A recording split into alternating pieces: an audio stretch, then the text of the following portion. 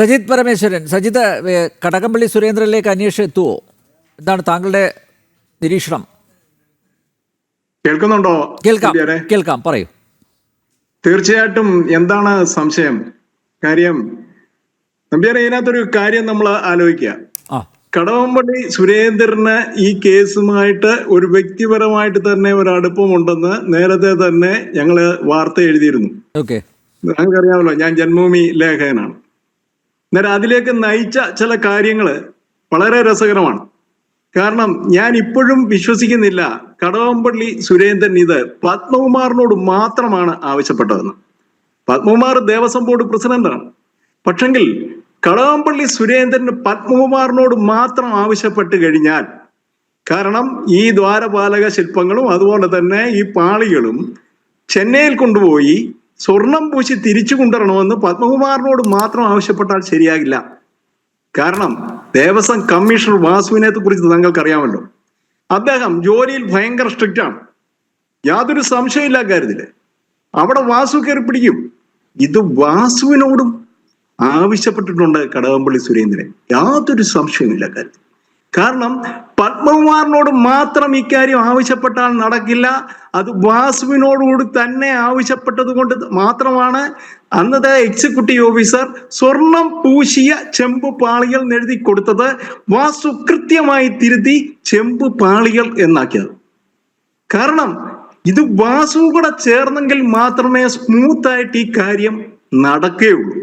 വളരെ ഓർഗനൈസ് ആയിട്ട് നടന്നൊരു കാര്യമാണല്ലേ. ഒന്നോ രണ്ടോ പത്മകുമാറോ വാസുവോ അല്ലെങ്കിൽ ദേവസ്വം എക്സിക്യൂട്ടീവ് ഓഫീസറോ അവരൊന്നും മാത്രമല്ല, ഇവരുടെ ഒരു ജോയിന്റ് ഒരു ഗൂഢാലോചന ഇതിന്റെ പുറകെ നടന്നിട്ടുണ്ട്. അതിനകത്ത് യാതൊരു സംശയവുമില്ല. ഇത് 1999 കാലഘട്ടങ്ങൾ, 98, 99 കാലഘട്ടങ്ങളിൽ ഈ പറയുന്ന ശബരിമലയിലെ ദ്വാരപാലക ശില്പങ്ങൾ അടക്കം ശബരിമല ശ്രീകോവിൽ സ്വർണം പൊതിയുന്ന സമയത്ത് ഞങ്ങൾ അവിടെ റിപ്പോർട്ടേഴ്സ് ആണ്. പത്തനംതിട്ടയിലെ റിപ്പോർട്ടേഴ്സ് ആയിരുന്നു അന്ന് റിപ്പോർട്ടറായിരുന്നു ഞാന്. ഞങ്ങൾ ശബരിമല ചെന്ന സമയത്ത്, അതായത് ആ കാലത്ത് എനിക്കറിയുന്ന MBG നമ്പൂതിരി മെമ്പറായിരുന്നു, കാവ്യാട് ദിവാകര പണിക്കർ മെമ്പറായിരുന്നു, അതുപോലെ തന്നെ N ഭാസ്കരൻ നായരായിരുന്നു പ്രസിഡന്റ് എന്നാണ് എന്റെ ഓർമ്മ. അവിടെ വെച്ച് ചേർത്ത പത്രസമ്മേളനത്തിലാണ് സജിത്തെ VGK മേനോനായിരുന്നു അന്ന്. VGK മേനോൻ അല്ലല്ല, MBG നമ്പൂതിരി, അതായത് 1990. ശരിയാണ്, പക്ഷെ പ്രസിഡന്റ് VGK മേനോൻ എന്നാണ് രാധാകൃഷ്ണൻ സാറ് പറയുന്നത്. അല്ലല്ല, അത് ഞാൻ പറഞ്ഞ 1998 കാര്യമാണ് ഞാൻ പറയുന്നത്. 1998 അന്ന് ദേവസ്വം ബോർഡ് പ്രസിഡന്റ് ആയിട്ടിരുന്നത് N ഭാസ്കരൻ നായരായിരുന്നു. മെമ്പർമാര് NBG നമ്പൂതിരിയും അതുപോലെ തന്നെ കാവ്യാട് ദിവാകര പണിക്കരുമായിരുന്നു. രാധാകൃഷ്ണൻ സാറിന് അറിയാം, ചോദിച്ചു നോക്കിയാട്ടെ. അന്നേരം ആ സമയത്ത് കാണുന്ന പത്രസമ്മേളനം, അതായത് വിജയമല്യ ശബരിമലയിൽ ശ്രീകോവിൽ സ്വർണം പൊതിയുന്നു എന്ന പത്രസമ്മേളനത്തിൽ അറ്റൻഡ് ചെയ്തവരാണ് ഞങ്ങള്. പിന്നീട് അവിടെ നടന്ന ഒരു അടിയന്തരം, ആ അടിയന്തരം എന്താണെന്ന് ഞാൻ ഓർക്കുന്നില്ല. ആ സമയത്താണ് ഇതിന്റെ പണികൾ ആരംഭിക്കുന്നത്. കാരണം ഈ ഒട്ടകത്തോല് പോലുള്ള സാധനം കൊണ്ട് ഒരു ബുക്ക് പോലെ കാണും, അടിച്ചു പരത്തി പല ലെയറുകളായിട്ട് ഒട്ടിച്ച്, ചില്ലറ കാര്യമല്ല സാധനം. അവിടെ കൊണ്ട് സ്ഥാപിച്ച ഒരു സംഭവം 20 വർഷക്കാലം യാതൊരു പ്രശ്നവും ഇല്ലാതെ അവിടെ ഇരുന്നതാണ്. ഞങ്ങളൊക്കെ ശബരിമലയിൽ അതിന് ഈ അടുത്ത കാലത്ത് പോയി ഞങ്ങൾ നോക്കിയിരുന്നു, പരിശോധിക്കും, ഇത് സ്വർണ്ണമാണല്ലോ എന്നുള്ള കാര്യത്തിൽ പരിശോധിക്കും. കാരണം അന്ന് ഞങ്ങൾക്ക് ഒന്നും തോന്നിയിട്ടില്ല, കാരണം ഇതിന് യാതൊന്നും ഫെയ്ഡും സംഭവിച്ചിട്ടില്ല. പിന്നീടാണ് ഇത് ഇത്രയും സാധനം മങ്ങൽ വന്നു എന്ന് വരുത്തി തീർത്തുകൊണ്ട് അവിടുന്ന് ഇളക്കിക്കൊണ്ട് പോയത്. ഇളക്കിക്കൊണ്ട് പോവുക, ഒരു സുപ്രഭാതത്തിൽ ഞാനിത് കൊണ്ടുപോയിക്കോളാം, എന്നെ ഒന്ന് ശരിയാക്കി വിട്, എന്നെ തന്നുവിട് എന്ന് ഉണ്ണികൃഷ്ണൻ പോറ്റി പറഞ്ഞാൽ നടക്കുന്ന കാര്യമാണോ? ഉണ്ണികൃഷ്ണൻ പോറ്റി ദേവസ്വം ബോർഡിന് കത്ത് കൊടുക്കുന്നു. ഇതുപോലൊരു കത്ത് അദ്ദേഹം ഈ പറയുന്ന സർക്കാരിനും അതായത് ദേവസ്വം മന്ത്രിക്കും കൊടുക്കുന്നു. അതെന്തിനായിരുന്നു? ദേവസ്വം ബോർഡിന് മാത്രമായിട്ട് കൊടുത്ത് ദേവസ്വം മന്ത്രിക്കും സെപ്പറേറ്റ് വേറൊന്നും കൊടുത്തു. അന്നേരം ഒന്നുകിൽ പറഞ്ഞു കാണും, ഇത് ഞങ്ങൾ മാത്രം നോക്കിയാൽ നടക്കുന്ന കാര്യമില്ല, അത് ദേവസ്വം മന്ത്രിയുടെ ഒരു റെക്കമെൻഡേഷൻ വേണം.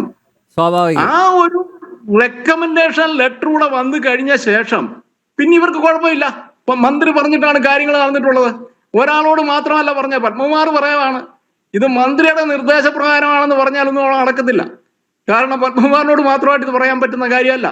അതുകൊണ്ട് കുറഞ്ഞ പക്ഷം വാസുവിനോടും അതുപോലെ തന്നെ നമുക്ക് അറിയാമല്ലോ മറ്റൊരു മെമ്പർ മറ്റൊരു മെമ്പർ എന്ന് പറഞ്ഞാൽ നിസ്സാരക്കാരനല്ല. അദ്ദേഹത്തിനും അതിൻ്റെതായിട്ടുള്ള ഒരു നല്ലൊരു ഇതിനകത്തൊരു പങ്കുണ്ടെന്നാണ് എനിക്ക് തോന്നിയിട്ടുള്ളത്. അതായത് ശങ്കരദാസ്, കെ പി ശങ്കരദാസിനും ഇതിനകത്തൊരു നല്ല പങ്കാളിത്തം ഉണ്ടായിരുന്നു. അതിനുശേഷം ഇതിന്റെ തീരുമാനമെല്ലാം എടുത്ത് അറിയാമല്ലോ, ആ സമയത്താണ് തീരുമാനമെല്ലാം എടുത്ത ശേഷമാണ് എൻ വാസു പടിയിറങ്ങുന്നത്, ദേവസ്വം കമ്മീഷണറായിട്ട് പടിയിറങ്ങുന്നത്. ഈ കമ്മീഷണറുടെ നിയമനം തന്നെ ഭയങ്കര രസമാണ്. അതായത് ജസ്റ്റിസ് പരിപൂർണൻ കമ്മീഷൻ 1994 ശബരിമലയെ കുറിച്ച് പഠിച്ച്, ദേവസ്വം ബോർഡ് ക്ഷേത്രങ്ങളെ കുറിച്ചൊക്കെ പഠിച്ചിട്ട് ദേവസ്വം കമ്മീഷണറെ നിയമിക്കുന്നതിനൊരു ചട്ടക്കൂട്ടുണ്ടാക്കിയിട്ടുണ്ട്. IAS റാങ്കിലുള്ള ഒരു ഉദ്യോഗസ്ഥൻ, അതായിരുന്നു അതിനകത്തെ ഒരു നിർദ്ദേശം. ആ IAS റാങ്കിലുള്ള നിർദ്ദേശം അത് കുറെ കാലം പാലിച്ചു വന്നു. നമുക്കറിയാം 2010 വരെ അത് പാലിച്ചു വന്നു. ഇതെന്താണ് പിന്നീട് ഇത് മാറ്റാനുള്ള കാര്യം? എൻ വാസു 2010 ദേവസ്വം ബോർഡ് കമ്മീഷണറായിട്ട് ആദ്യം വരുമ്പോഴേ അത് ലംഘിക്കപ്പെട്ടു. തുടർന്ന് വീണ്ടും വാസുവിനെ കൊണ്ടിരിക്കുകയാണ്. ശബരിമലയുടെ ചരിത്രത്തിൽ നടന്നിട്ടുള്ള കാര്യമാണ്. 2010 ഒരാളെ കമ്മീഷണറായിട്ട് നിയമിക്കുക, പിന്നീട് അദ്ദേഹത്തെ 2018 വീണ്ടും കമ്മീഷണറാക്കുക.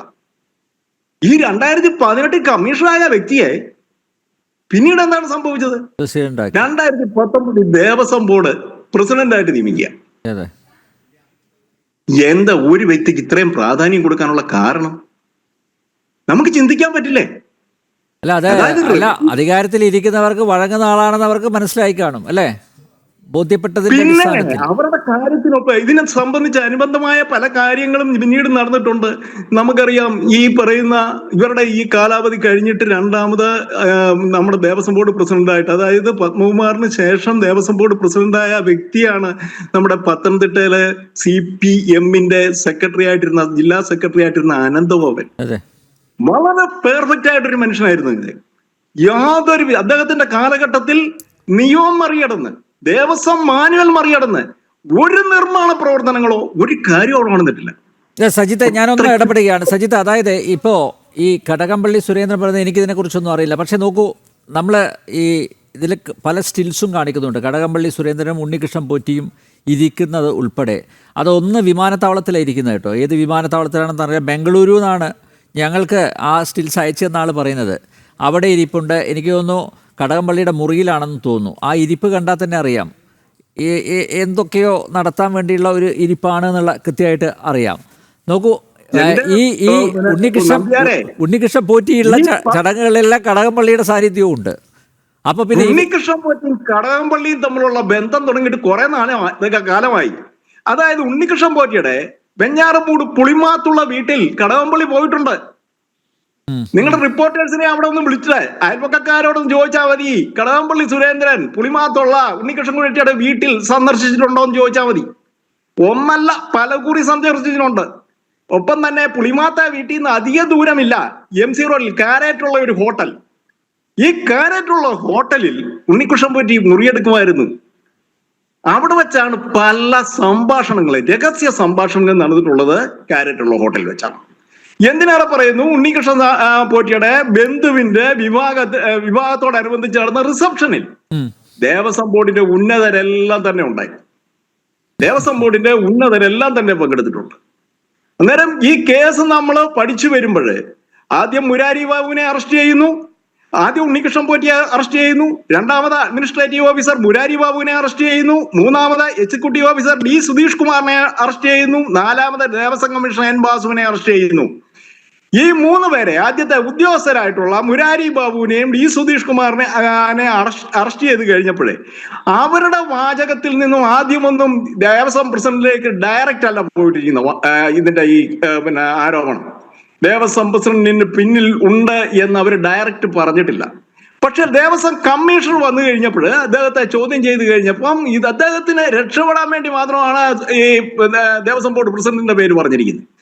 ദേവസ്വം ബോർഡ് പ്രസിഡന്റും ദേവസ്വം കമ്മീഷണറും ഈ പറയുന്ന ഉദ്യോഗസ്ഥരും ഒരുപോലെ ആലോചിച്ച് നടത്തിയ ഒരു കാര്യമാണ്. കാരണം 1998 സ്വർണം പൊതിഞ്ഞാന്ന് പറഞ്ഞ അനാദികാലമൊന്നുമല്ല, 20 വർഷം മുമ്പാണ്. ഇത് പല ഉദ്യോഗസ്ഥരും ദേവസ്വം ബോർഡിലെ ജീവനക്കാരായിരുന്നു. അത്ര രഹസ്യമായി ചെയ്ത സംഭവമല്ല വിജയ് മല്യയുടെ സ്വർണം പൊതിച്ചിൽ. വാർത്തകൾ നിരന്തരമായി വന്നിരുന്നു. Yes. ഇവർക്കറിയാത്ത കാര്യമാണോ സ്വർണം പൊതിഞ്ഞ ചെമ്പ് പാളികളാണ് അവിടെ വെച്ചിരിക്കുന്നത് എന്നുള്ള കാര്യം അറിയാൻ വയ്യാത്തതാണോ? അവർക്കെല്ലാം വളരെ വ്യക്തമായിട്ട് അറിയായിരുന്നു. ഈ സ്വർണം പൊതിഞ്ഞപ്പോൾ തന്നെ ഇതിനകത്ത് കണ്ണും നട്ടിരുന്നവർ ധാരാളമായിട്ടുണ്ട്. ഇത് അന്വേഷണം വഴി തെറ്റിച്ചു വിടാനായിട്ടാണ് തുടക്കം മുതൽ തന്നെ ഉണ്ണികൃഷ്ണൻ പോറ്റി അടക്കമുള്ള കാര്യങ്ങൾ ആൾക്കാർ ശ്രമിച്ചിരുന്നത്. അല്ല, എനിക്കിപ്പോഴും മനസ്സിലാവാത്തത് എന്തുകൊണ്ട് സ്മാർട്ട് ക്രിയേഷൻസിലുള്ളവരെ SIT അറസ്റ്റ് ചെയ്യുന്നില്ല? ആരൊക്കെയുണ്ട്? തീർച്ചയായിട്ടും അന്വേഷണം ആ രീതിയിൽ പോകണം. കാരണം സ്മാർട്ട് ക്രിയേഷൻസിന്റെ CEO ആദ്യം പറഞ്ഞ പങ്കജ് ഭണ്ഡാരി ആദ്യം പറഞ്ഞത് എന്താണ്? ഞങ്ങളുടെ കയ്യിൽ കിട്ടുമ്പോൾ ഈ പറയുന്ന വെറും ചെമ്പുപാളിയായിരുന്നു, അതിനകത്ത് മറ്റേ സ്വർണത്തിന്റെ കണ്ടെയ്നർ ഒന്നും ഇല്ലായിരുന്നു, അത് പുതിയതായിരുന്നു, അല്ലെ? അങ്ങനല്ലേ പറഞ്ഞത്? പുതിയ പാളിയായിരുന്നു. അപ്പം അതിന്റെ അർത്ഥം എന്ന് പറഞ്ഞാൽ അദ്ദേഹം പറയുന്നത് പുതിയ പാളിയായിരുന്നു എന്നുള്ളതാണ് സത്യം. അത് ഉറപ്പിച്ചു പറഞ്ഞതാണ്. പിന്നീടാണ് ഈ മൊഴി മാറ്റുന്നത്. എന്താണ് മൊഴി മാറ്റാനുള്ള സാഹചര്യം വന്നത്? ഉണ്ണികൃഷ്ണൻ പോറ്റിയെ അറസ്റ്റ് ചെയ്യാനായിട്ട് ഏതാണ്ട് 1.5 ആഴ്ച സമയമെടുത്തു. ഇതിനിടയ്ക്ക് കമ്മ്യൂണിക്കേഷൻ പല രീതിയിലും നടന്നിട്ടുണ്ട്. ആ കമ്മ്യൂണിക്കേഷനകത്ത് പഴയ ചെമ്പുപാളി തന്നെയായി. മനസ്സിലായില്ലേ? അന്നേരം ഇപ്പോഴും നമുക്ക് ഇതിന്റെ പരിശോധന കൃത്യമായിട്ട് നടന്നെങ്കിൽ മാത്രമേ, രാസപരിശോധന അടക്കമുള്ള ഭാരപരിശോധന അടക്കമുള്ളവ നടന്നു കഴിഞ്ഞെങ്കിൽ മാത്രമേ ഇത് പഴയ ചെമ്പുപാളിയായിരുന്നോ അതോ പുതിയതായിട്ട് ക്രിയേറ്റ് ചെയ്താണോ എന്ന് അറിയാൻ പറ്റുള്ളൂ. അന്നേരം അവിടെയൊക്കെ ഒരുപാട് ദുരവസ്ഥ. അങ്ങനെ വരുവാണെങ്കിൽ പുതിയ ചെമ്പുപാളിയാണ്, അതിലാണ് സ്വർണം പൂച്ചതെങ്കിൽ ഭയങ്കരമായ തട്ടിപ്പ് നടന്നിട്ടുണ്ട്, യാതൊരു സംശയവുമില്ല. ഇതിന്റെ കേസിന്റെ അന്തരം മാറും. മറ്റൊരു കാര്യം കൂടെ, അതായത് ഈ ചെമ്പ് പാളികൾ അവിടുന്ന് ഇവിടേക്ക് കൊണ്ടുവരുന്നല്ലോ, അവിടെ പൂശിയിട്ട് ആദ്യം, അതായത് 2018 പൂശി കൊണ്ടുവരുന്ന, അല്ല 2019 പൂശി കൊണ്ടുവരുന്ന ആ ചെമ്പ് പാളികൾ 40 വർഷ ഗ്യാരണ്ടി ഉണ്ടായിരുന്നു ഇതിന്. അതായത് ഈ പറയുന്ന ഇതിന് കോട്ട് ചെയ്ത ഈ സംഭവം കൊണ്ടുവന്ന് സ്ഥാപിച്ചപ്പോ 40 വർഷ ഗ്യാരണ്ടി എന്നാണ് ഇവർ പറയുന്നത്. സത്യമാണോ ഇല്ലയോ എന്നറിയത്തില്ല. 5 വർഷം കഴിഞ്ഞപ്പോ ഇത് ഫെയിൽ ആയി പോകാനുള്ള കാരണം എന്താണ് നമ്പ്യാരെ? തീർച്ചയായിട്ടും അതിന്റെ കാരണമെന്ന് പറഞ്ഞാൽ വെറും പൂശ്. ജസ്റ്റ് ഒന്ന് പൂശി വിട്ടു. ആ പറയുന്ന സ്വർണ്ണമൊന്നും അതിനകത്ത് ഉണ്ടായില്ല. അല്ലെങ്കിൽ ഈ പറയുന്ന എത്ര ആയാലും അതിൻ്റെതായ ഒരു കാലഘട്ടമുണ്ട്. അത്രയും കാലം അത് നിന്നേനെയും. ആദ്യത്തെ ഈ സ്വർണ്ണ കോട്ടിങ് തന്നെ, ഈ പറയുന്ന പൂശൽ തന്നെ വെറും വഴിപാടായിരുന്നു. ഒന്നും നടന്നിട്ടില്ല അതിനകത്ത്. വെറുതെ ഒന്ന് പൂശി വിട്ടു. രണ്ടാമത് അത് മറയ്ക്കാൻ വേണ്ടിയാണ് രണ്ടാമത് ഇളക്കിക്കൊണ്ടുപോയി പോയത്. അതായത് ഈ കഴിഞ്ഞ ഓണത്തിന് വീണ്ടും ഇളക്കിക്കൊണ്ട് പോയത്, ധൃതി പിടിച്ച്.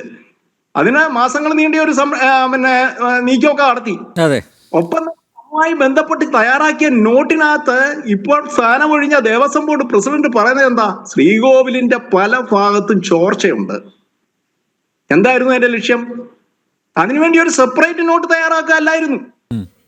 വീണ്ടും നിർമ്മാണം നടത്തുക, അനുബന്ധ നിർമ്മാണങ്ങൾ, മേൽവശം പൊളിച്ചു മാറ്റുക. കാരണം അവിടാണ് 10-20 കിലോ സ്വർണം പൂശിയിരിക്കുന്നത്. ഏറ്റവും കൂടുതൽ സ്വർണം ആ ക്ഷേത്രത്തിന്റെ മുകൾ ഭാഗത്താണ്, ശ്രീകോവിലിന്റെ മുകളിലാണ് പൂശിയിരിക്കുന്നത്. അവിടെ കൂടെ ലക്ഷ്യം വെച്ചിരുന്നു ടെസ്റ്റ് ഡോസ് ആയിട്ട് ഇത് കൊണ്ടുപോയി പൂശിയിട്ട് കൊണ്ടിരിക്കുക. കയ്യിൽ പോറ്റിയുണ്ടല്ലോ, അപ്പൊ പിന്നെ എന്ത് വേണമെങ്കിലും ഇളക്കാലോ. പോറ്റി എന്ന് പറഞ്ഞ ഒരു സാധനത്തിനെ മുന്നിലോട്ട് നിർത്തിയിട്ട് കളിച്ച കളി വേറെയാണ്. അത് ശബരിമല. അതിനുശേഷം മറ്റൊരു കാര്യം കൂടെ പറയാം. ഞാൻ പറഞ്ഞു വന്ന കാര്യം മറന്നുപോയി. അതായത് നമ്മുടെ ഈ അനന്തഗോപന്റെ കാലഘട്ടം 1 വർഷം കൂടി നീട്ടിത്തരണമെന്ന് അന്ന് പത്തനംതിട്ട പ്രസിഡന്റാണ് ഞങ്ങളുടെ എല്ലാ ആവശ്യപ്രകാരം. കാരണം ശബരിമലയിലെ കാര്യങ്ങളൊക്കെ ഒരുവിധം സ്മൂത്ത് ആയിട്ട് പോകുന്നു. കാരണം നമുക്ക് വാർത്ത എഴുതി വിഷമിക്കേണ്ട ആവശ്യമില്ല. ഇദ്ദേഹം ഒരുമാതിരി കൈകാര്യം ചെയ്യുന്നുണ്ട്. തന്നെയല്ല ഒരു ഈശ്വര ഭക്തൻ കൂടിയാണ്. അനന്തഗോപന്റെ കൈവശം ഇത് കൊടുത്തുവിട്ട ഈ 1 വർഷം ഒരു ടേം കൂടെ കൊടുത്താൽ ഈ ശബരിമലയിലെ കാര്യങ്ങളെല്ലാം നന്നായി നടക്കുമല്ലോ എന്നുള്ള ചിന്താഗതി പ്രകാരം ഞങ്ങൾ പ്രസ് ക്ലബിലെ ഞങ്ങളെ മെമ്പർമാരെല്ലാം കൂടെ ഒന്ന് ആലോചിച്ച ശേഷം നിലയ്ക്കൽ നടന്ന യോഗത്തിൽ വെച്ച് അന്നത്തെ ആ ദേവസ്വം ബോർഡ് ദേവസ്വം മന്ത്രിയുമായിട്ട് രാധാകൃഷ്ണനോട് ഞങ്ങൾ പറഞ്ഞു, ഇദ്ദേഹത്തിന് ഒരു ടേം കൂടെ കൊടുത്താൽ നന്നായിരിക്കും എന്ന്. 2 കൈ കൊണ്ട് ചെവി അങ്ങ് പൊത്തിപ്പിടിച്ചു. കാരണം എന്തോ അരുതാത്തത് കേട്ടു എന്ന ലെവലില്. കാരണം എനിക്ക് തോന്നുന്നത് അനന്തഗോപനോട് നിർബന്ധിച്ചിട്ടുണ്ടാകും ഇത്തരത്തിലുള്ള കൊള്ള കാണിക്കാൻ വേണ്ടി എന്നാണ്. അനന്തഗോപൻ അതിന് സമ്മതിച്ചു കാണില്ല. അതുകൊണ്ടാണ് അനന്തഗോപൻ വരാത്തത് കൊണ്ടാണ് അങ്ങനെ കാണിക്കേണ്ടി വന്നത് ഞങ്ങളുടെ മുന്നിൽ. മനസ്സിലായോ? പിന്നീട് പിന്നീട് അധികാരത്തിൽ വന്ന ഇവര് വളരെ കൃത്യമായിട്ട് അവര് പറഞ്ഞ കാര്യങ്ങളൊക്കെ നടത്തി വരികയായിരുന്നു. പക്ഷെ പിടിക്കപ്പെട്ടു. അവിടെ ഇരിക്കുന്ന സാക്ഷാൽ അയ്യപ്പനാണ്. അവിടെ അയ്യപ്പനാണ് ഇരിക്കുന്നത്. ഇവന്മാരുടെ ഈ പറയുന്ന ഒന്നും അവിടെ വിജയിക്കത്തില്ല. ഇന്നല്ലെങ്കിൽ നാളെ കൃത്യമായിട്ട് പിടിവന്നിരിക്കും.